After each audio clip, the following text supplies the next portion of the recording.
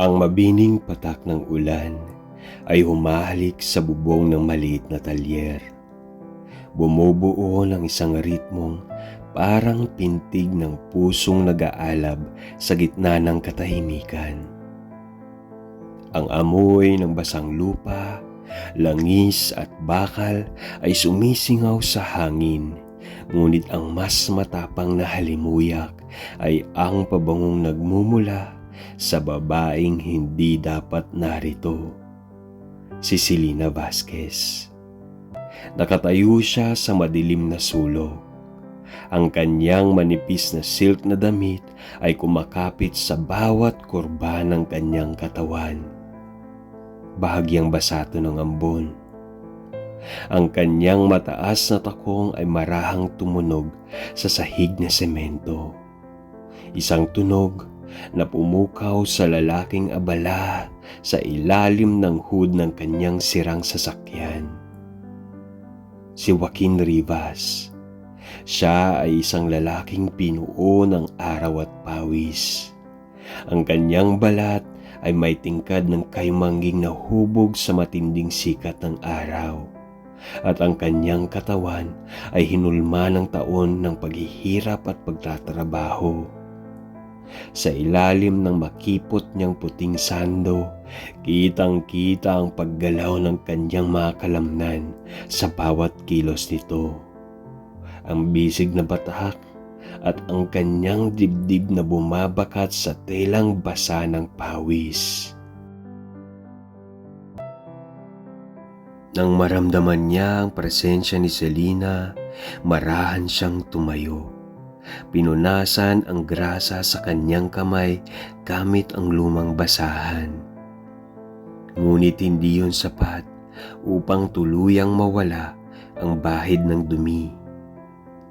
Nang ibaling niya ang tingin kay Selena, may kung anong init ang sumiklab sa kanyang madilim na mga mata. Tahimik siyang lumapit. Ang pagitan nila ay isang hininga lang ang layo. Nang dumaan ang malamig na simoy ng hangin, ramdam nila ang init ng isa't isa. Sumisingaw sa pagitan ng kanilang mga katawan.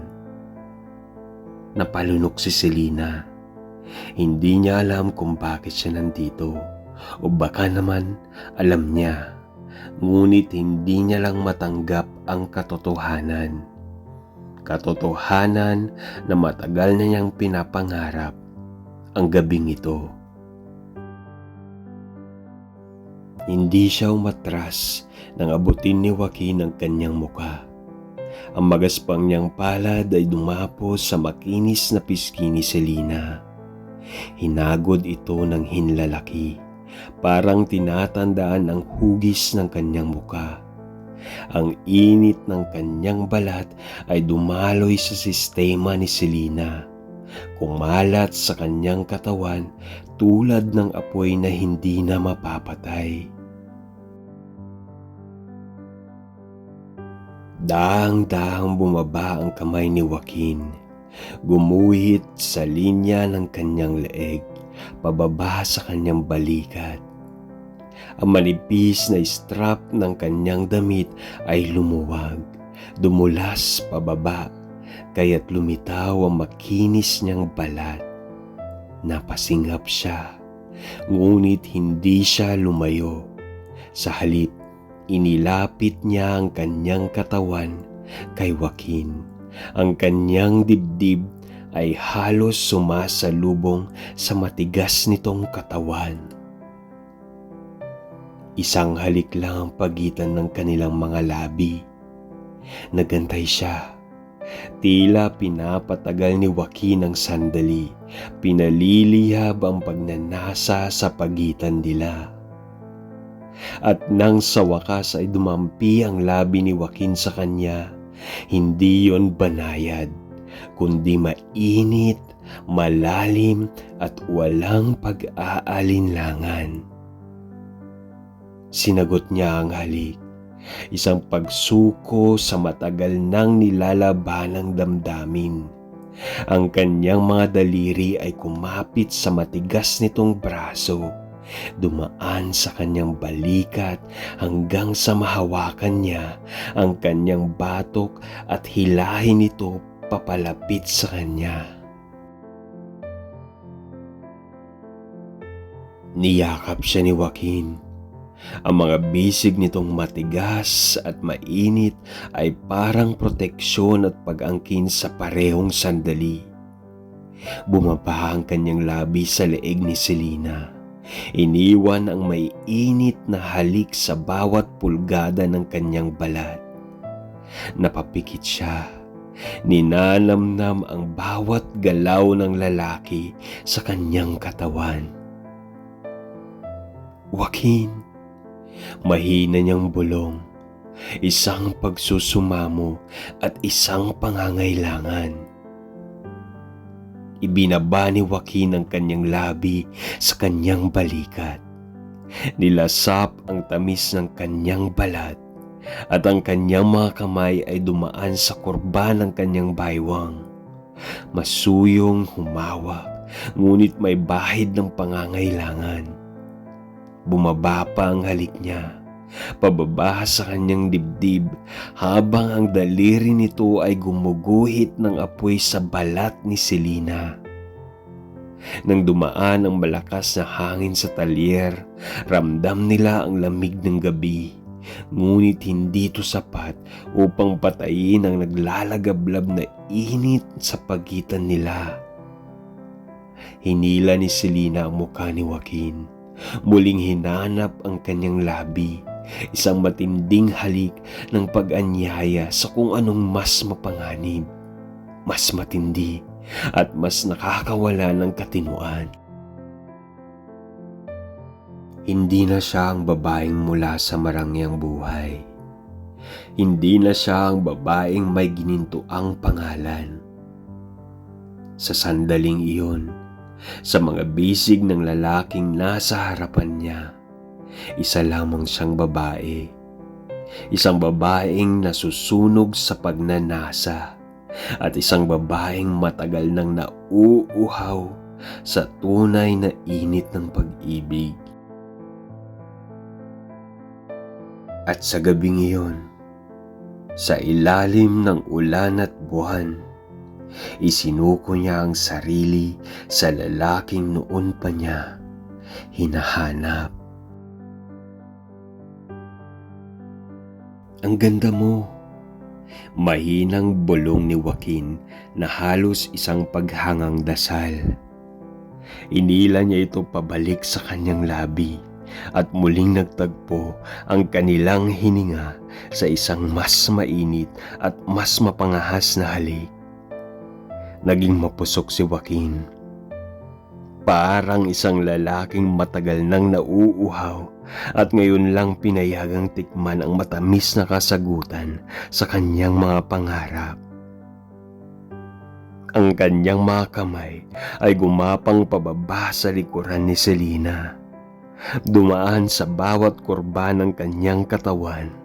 Inahaplos ang bawat pulgadang kay tagal niyang inasam. Nang lumapat ang hubad nilang balat, isang mahinang ungol ang kumawala mula sa mga labi ni Selena. Hinanap ni Joaquin ang kanyang dibdib, hinagkan ito ng kanyang labi, pinasadahan ng dila habang ang isa niyang kamay ay humawak sa kanyang baywang. Pinapanatiling malapit ang katawan nito sa kanya. Joaquin! Napalunok siya, nanginig sa matinding sensasyon. Inila siya ni Joaquin, pinalibutan siya ng may init nitong yakap. Ang kanilang katawan ay nagtagpo sa walang pagitan. Bawat kilos ay isang pag-anyaya sa isang bagay na hindi na nila mapipigilan. Ibinaba ni Joaquin ang kanyang labi, pababa sa kanyang puson. Marahang iginuhit ang kanyang hininga sa bawat pulgada ng kanyang katawan. Ang kanyang mga daliri ay dumaan sa kanyang hita, gumagapang, nagpapainit, naghahanap ng kasagutan sa pagnanasa nilang pareho. Napakapit si Selena sa braso ni Joaquin nang maramdaman niya ang dila nitong naglaro sa kanyang balat at nagpaikot ng boltahe sa kanyang katawan. Ang kanyang binti ay nanginginig, ngunit hindi niya gustong huminto. Hindi niya kayang huminto. Bumalik ang labi ni Joaquin sa kanya at muli silang naghinang sa isang halik na puno ng pag-aangkin. Ang kanyang katawan ay umakyat sa sukdulan ng pagnanasa. Ang bawat halik ay mas malalim. Bawat haplos ay mas matindi hanggang sa mawala sila sa isang mundong sila lang ang may alam. Selena, mahina at garalgal ang tinig ni Joaquin na puno ng damdamin. Nag-angat siya ng muka upang tingnan ito. Ang kanilang mga matay nagtagpo sa gitna ng init at kasabikan. Doon, nakita niya ang lalaking hindi lang saksi sa kanyang katawan, kundi pati na rin sa kanyang kaluluwa. At sa sandaling iyon, alam niyang hindi lang ito isang gabing lilipas. Hindi lang ito isang pisikal na pagnanasa. Ito ay isang apoy na hindi madaling patayin. Bumulusok sila sa tutok ng kanilang pagnanasa. Sabay nilang narating ang sukdulan, sinasakop ng matinding kilabot na bumalot sa kanilang katawan. Hanggang sa ang kanilang katawan ay mag-relax, nanatili silang magkayakap. Nakapulupot ang kanilang mga paa sa isa't isa at hinahabol ang kanilang mga hininga. Tahimik silang nakahiga. Naririnig lamang ang banayad na patak ng ulan at ang tunog ng kanilang puso. Parehong mabilis, parehong naguguluhan. Maya-maya, marahang inaplos ni Joaquin ang buhok ni Selena. Dinama ang malambot nitong mga hibla. Hinagkan niya ang kanyang noo saka bumulong. Ikaw ang di ko inaasahang dumating, pero ikaw rin ang di ko kayang pakawalan. Ngumiti si Selena. Isiniksik ang kanyang muka sa dibdib nito.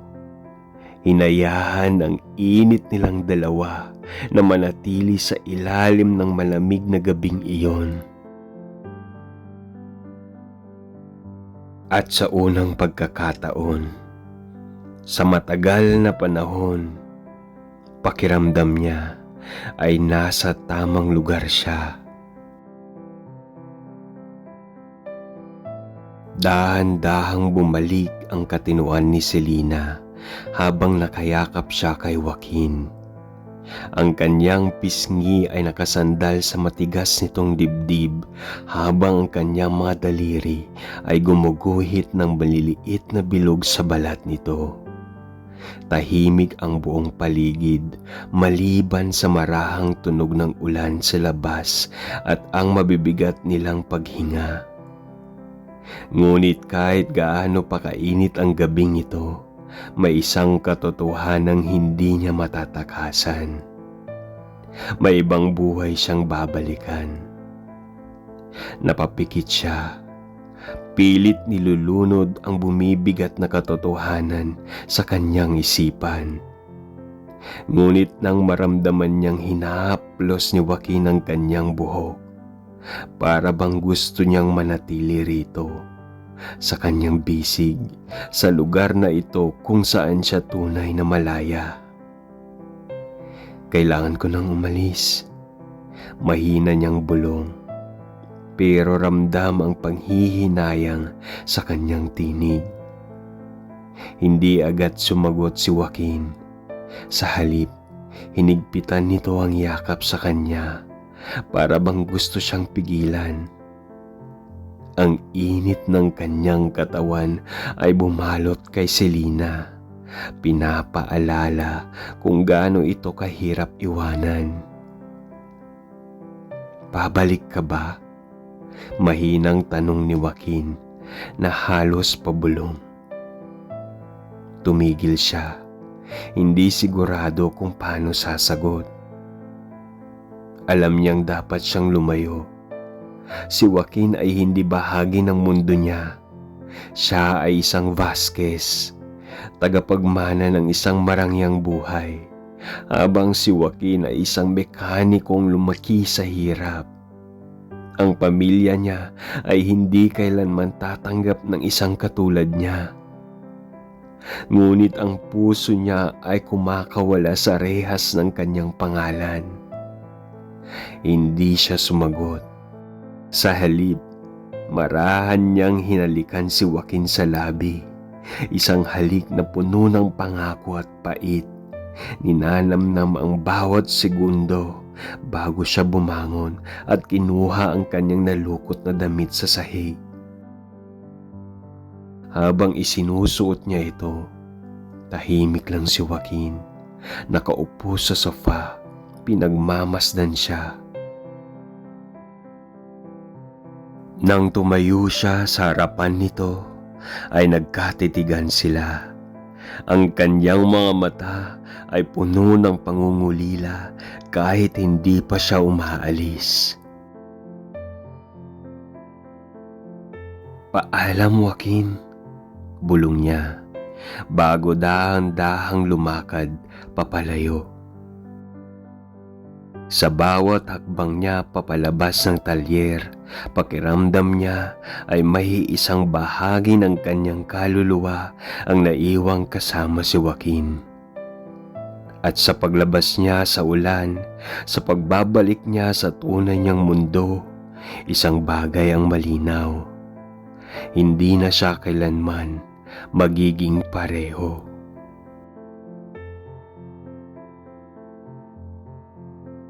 Sa kabila ng lahat, sa ilalim ng araw at buwan, alam niya ang gabing ito ay hindi lang isang lihim, kundi isang simula.